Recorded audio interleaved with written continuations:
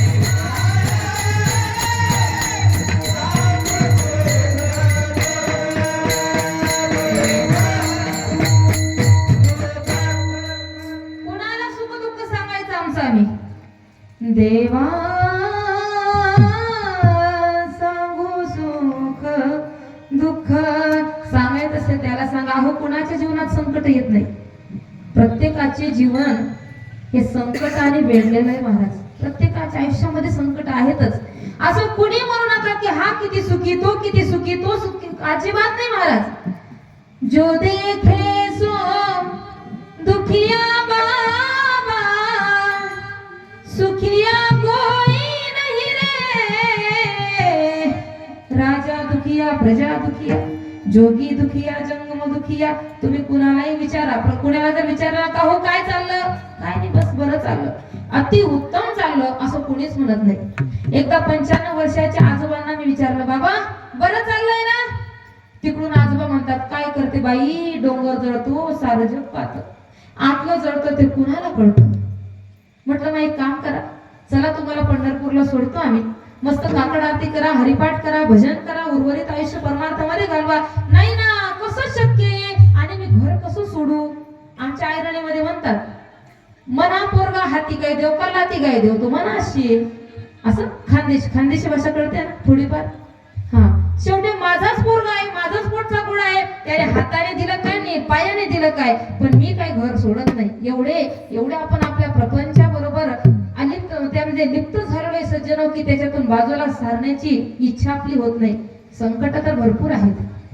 मानवी जीवन जगत असताना आपल्याला प्रत्येकाला काही भूमिका पार पाडाव्या लागतात. माझा मुद्दा जरा लक्ष देऊन ऐका. महिला मंडळ घरी पोहोचले का? हा, माना डोलवल्या म्हणजे मला कळेल. ऐका, मस्त ऐकू बरोबर येतं ना आजीबाई? वा. नाही, एकदा काय झालं, गर्दी भरपूर होती समाजाची. एक म्हातारी आजीबाई काठी टेकत असं कोपऱ्या डायरेक्ट माझ्या समोर आल्या म्हणजे रिटर्न बॉक्स समोरच म्हातारी बसली. मला टेन्शन पडलं, एवढ्या आवाजाने आजीबाईच्या कानाचे पडदे जातात की काय. तेवढ्यामध्ये आजीबाई म्हणते, बाई माझे दोघं स्पीकर गेलेले आहेत म्हणे भोंगे. माझे दोघं गेले त्यामुळे मला काही टेन्शन नाही. पण असो, ऐका. मनुष्य जन्म हा अनेक प्रकारच्या घडामोडीने अनेक प्रकारच्या सुख दुःखाने नटलेला असतो. दुःख गेलं की सुख आहे, सुख गेलं की दुःख आहे. माणसाला सकाळची सावली जशी गोड वाटते ना, तसे दुपारच्या उन्हाचे चटके आवडतात का हो? आता तुम्ही सगळे ज्वारी कापायच्या सीझन मध्ये, बरोबर आहे ना? हा, सगळ्यांचा दिवस उगवला म्हणजे उद्योग, आपला व्यवसाय चालू होतो. सकाळची सावली खूप गोड वाटते, पण सकाळची सावली कायम टिकत नाही. कुठेतरी दुपारच्या उन्हाचे चटके सहन करावे लागतात. आणि दुपारच्या उन्हाचे चटके सहन करण्याची क्षमता ज्याच्यामध्ये आहे ना, पुढे त्याच्याच नशिबाला संध्याकाळची सावली ते विसरू नका. त्याच पद्धतीने आपल्या जन्मामध्ये सुख आहे ना, सुख कायम टिकून राहील याची गॅरंटी नाही. कधीतरी दुःखाच्या उन्हाचे चटके सहन करावे लागतात. या सगळ्या अशा जीवनाचर्यामध्ये आपण चालत असताना काही भूमिका पार पाडाव्या लागतात.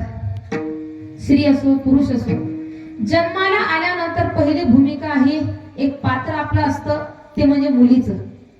पुरुष असते तर मुलाचं. जन्माला आल्यानंतर पहिली भूमिका आहे कन्येची, दुसरी भूमिका आहे बहिणीची, तिसरी भूमिका आहे पत्नीची, चौथी भूमिका आहे आईची. जन्माला आल्यानंतर आम्हाला अनेक भूमिका पार पाडाव्या लागतात. कधी कधी सगळ्या भूमिकांशी तडजोड करता येते. जर कोणी कुणाची मावशी असेल, प्रेमामध्ये तडजोड करता येते. काकी असेल, प्रेमामध्ये तडजोड करता येते. मामी असेल, सासू असेल, आत्या असेल, नणंद असेल, जाऊ असेल, असे कितीही नाती असू द्या, सगळ्या भूमिकांमध्ये सगळ्या नात्यांमध्ये तडजोड करता येते. पण एक आई नावाचं नातं असं आहे, ज्या आई नावाच्या नात्यामध्ये किंचित मात्र सुद्धा तडजोड करता येत नाही. बंगल्यामध्ये राहणारी आई असो की झोपडीमध्ये राहणारी आई असो, त्या आईच्या अंतःकरणामध्ये सदैव एकच गोष्टीची अपेक्षा असते. लेकुराचे हित वाहे माऊलीचे चित्त, ऐसे कळवळाची जाते करील भवीन प्रीत. मातेची आती मातेची आती मातेची आती मातेची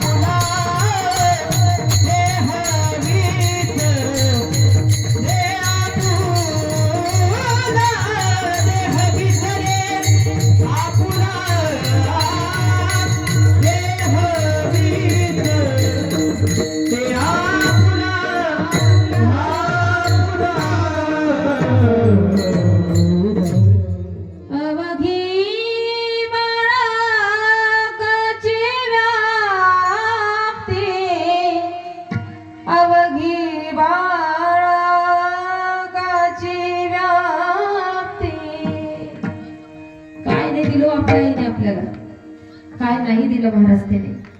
तुमच्या माझ्या आईने तुमच्या माझ्यावर असे अनंत उपकार केलेले आहेत, ज्या उपकाराची फेड आपल्याला कधीच करता येणार नाही. आजकालची तरुण पिढी सहज आपल्या मायबापाला बोलून जाते, काय केलं आमच्या आईने आमच्यासाठी, काय केलं आमच्या बापाने आमच्यासाठी. ऐका ना, काय केलं तुमच्या आईने तुमच्यासाठी त्याचं उत्तर द्यायलाच आज मी आली एवढ्या लांब. तुमच्या माझ्या आईचे आपल्यावर उपकार आहेत महाराज. पहिला उपकार, तिने आपल्याला श्वास दान दिला. दुसरा उपकार, तिने आपल्याला रक्तदान दिलं. तिसरा उपकार, तिने आपल्याला अस्थि दान दिल्या. आणि चौथा उपकार, तिने आपल्याला लज्जा दान दिली. पहिला उपकार काय दान दिलं तिने? श्वास दान दिला. कोरोना काळामध्ये मला सांगा, कोरोनाच्या आजाराचे लक्षण काय होते? फक्त श्वासाचेच होते ना? का काही रक्त वगैरे कातडीमध्ये बदल असं त्वचेमध्ये काही नाही महाराज, फक्त श्वास. एका एका श्वासासाठी लाखाने पैसे आपण दवाखान्यामध्ये खर्च केले. लोकांनी पोतेच्या पोते होते डॉक्टरांसमोर, पण गेलेले पेशंट परत आले नाही.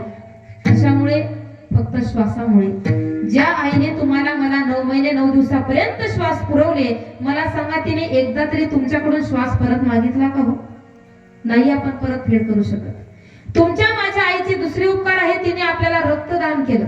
ज्यावेळी गर्भवती महिलेला 3रा महिना लागतो, त्यावेळी डॉक्टर साहेब तिला रक्तवाढीच्या गोळ्या सुरू करतात. कशासाठी?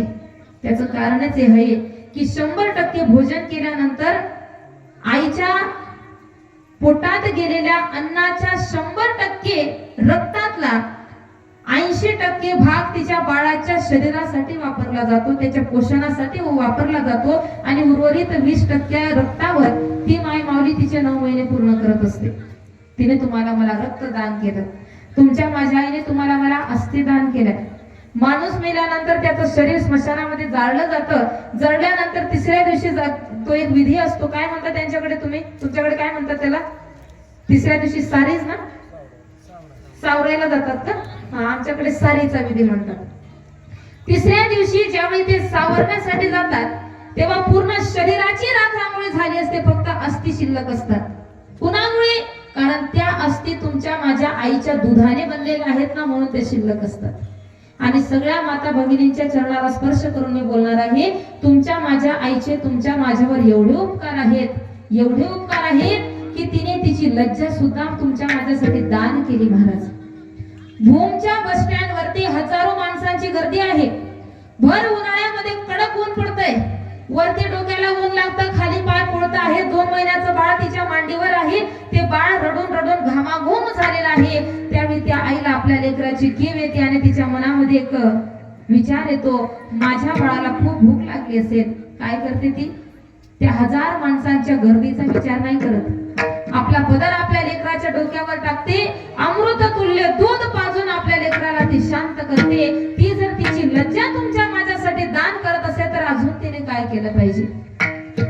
आज सारा महाराष्ट्र गातो महाराज.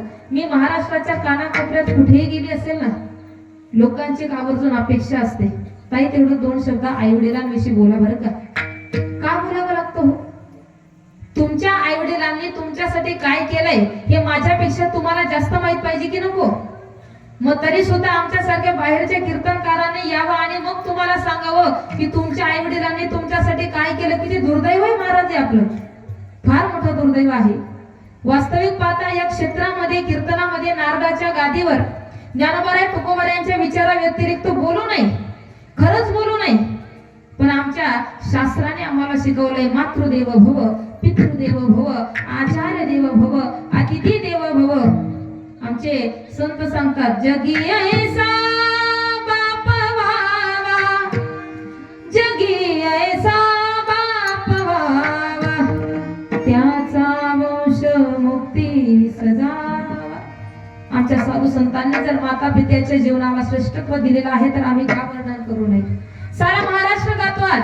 ज्या ज्या माता माऊल्यांना आज आपल्या आईच्या उपकाराची जाणीव झाली असेल ना, त्यांनी सगळ्यांनी माझ्यासोबत म्हणा, आई वडील माझे थोर, काय सांगू त्यांचे उपकार, जीवनाच्या वाटेवरती किती असतो त्यांचा आधार. आई माझी मायेचा दिला तिने जीवना आकार. सर्वजण ऐका, किती उपकार आहेत आमच्या आईचे आमच्या जीवनामध्ये. काय असते बरं माय? जर तुम्हाला कोणी विचारलं का हो तुम्ही सारखी आईची आठवण आली, आईचं नाव काढलं की तुमच्या डोळ्याला धारा लागतात, आईची आठवण आली की टपकन डोळ्यातून अश्रू पडतो, काय कारण आहे बरं? काय असं विशेषत्व आहे त्या आईच्या जीवनामध्ये? त्यामुळे तुमच्या तोंडातून शब्द निघेल, माझी माय, माझी माय वासराची गाय आहे, माझी माय लंगड्याचा पाय आहे, माझी माय दुधावरची साय आहे. ममतेची मूर्ती होती माझी आई, ममतेची मूर्ती होती माझी आई.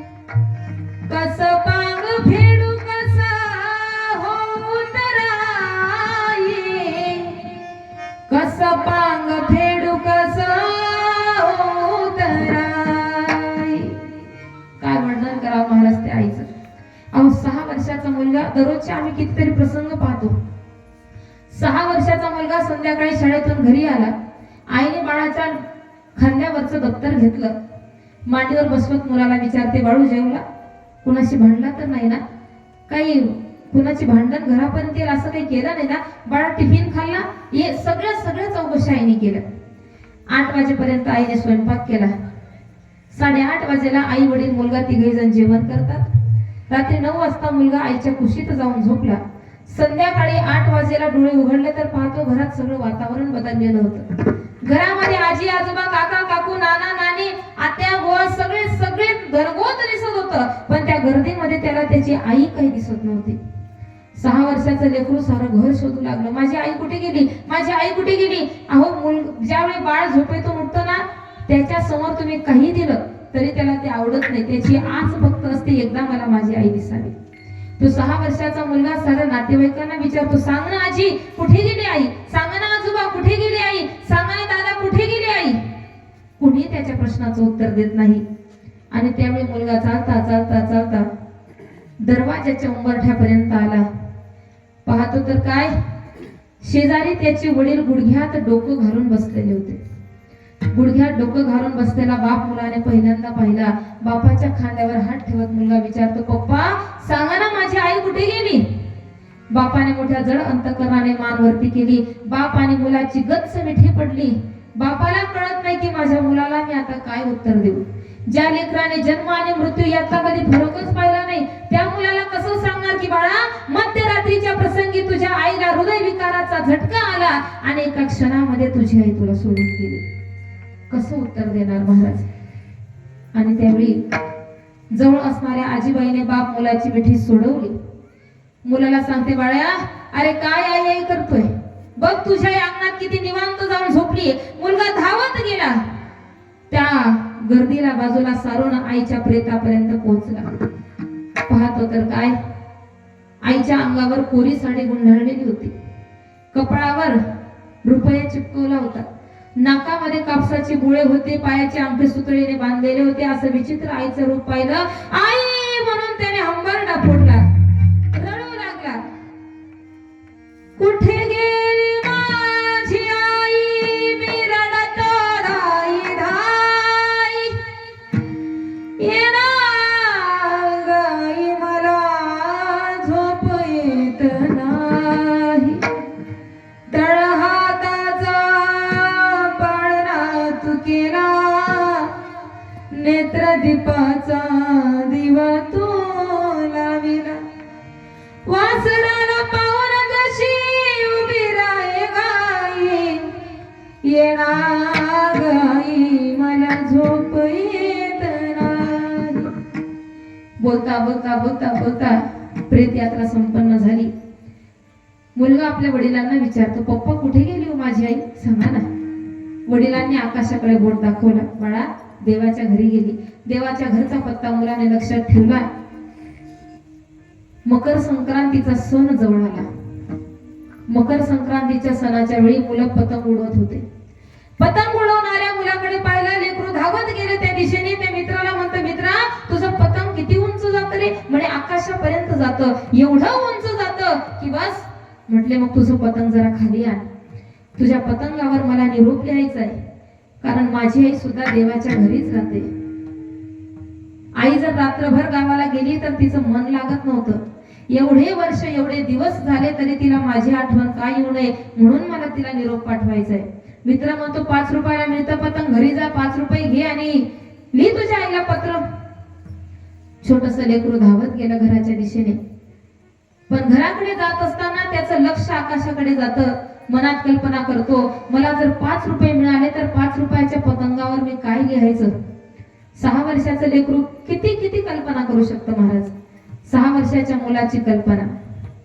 पतंगा पतंगा जरा थांबशील का, आई गेली देवा घरी निरोप तिला देशील का. जाऊन सांगाईला रडतो बाळताना,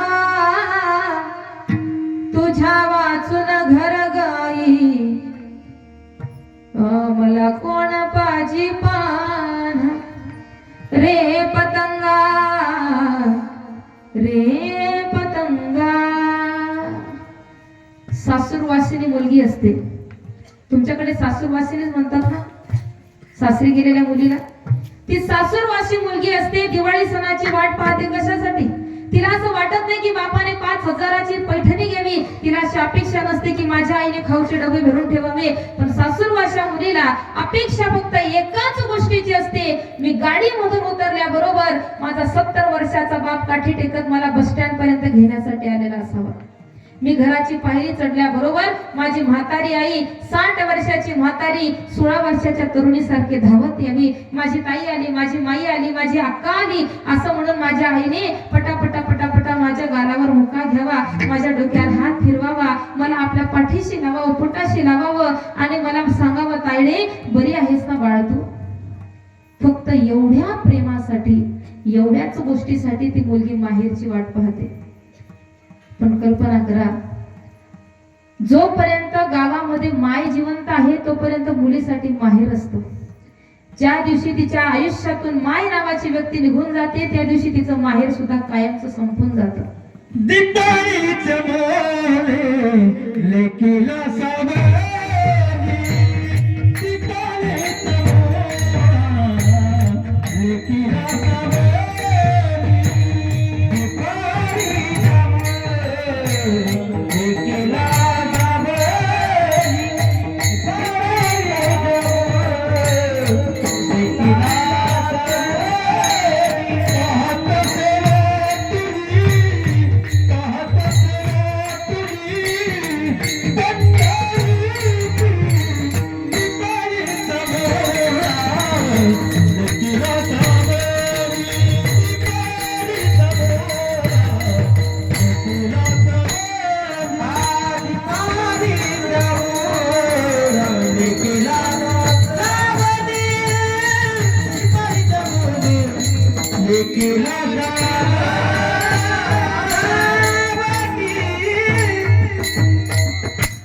सासूरवासी मुलगी दिवाळी सणाची वाट पाहते फक्त एका गोष्टीसाठी, माझ्या म्हातारी आईने मला मिठी मारावी, हृदयाशी धरावं, जेणेकरून तिचा हात डोक्यावर फिरल्याबरोबर वर्षभराचा सासूरवास तिचा त्याच ठिकाणी निघून जातो. जोपर्यंत माय गावामध्ये आहे तोपर्यंत तिच्यासाठी माहेर जिवंत आहे. ज्या दिवशी गावातली माय निघून जाते त्या दिवशी ते गाव सुद्धा तिच्यासाठी परक झालेलं असतं महाराज, परक झालेलं असतं. तुझ्या वाचून घर गाई सुना सुना वाटे,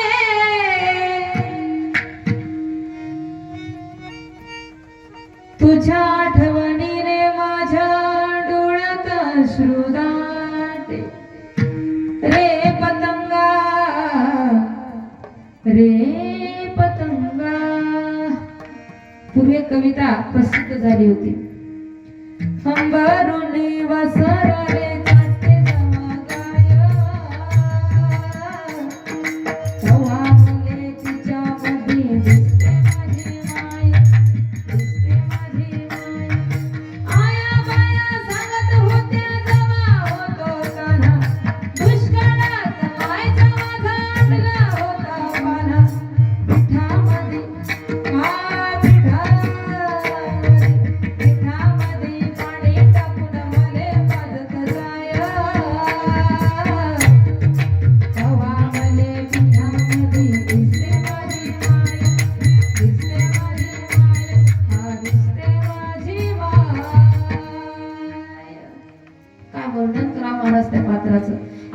सगळेजण त्या भूमिकेतून जातो बरं का, सगळेजण त्या भूमिकेतून जातो, सगळेजण त्या अनुभवातून जातो.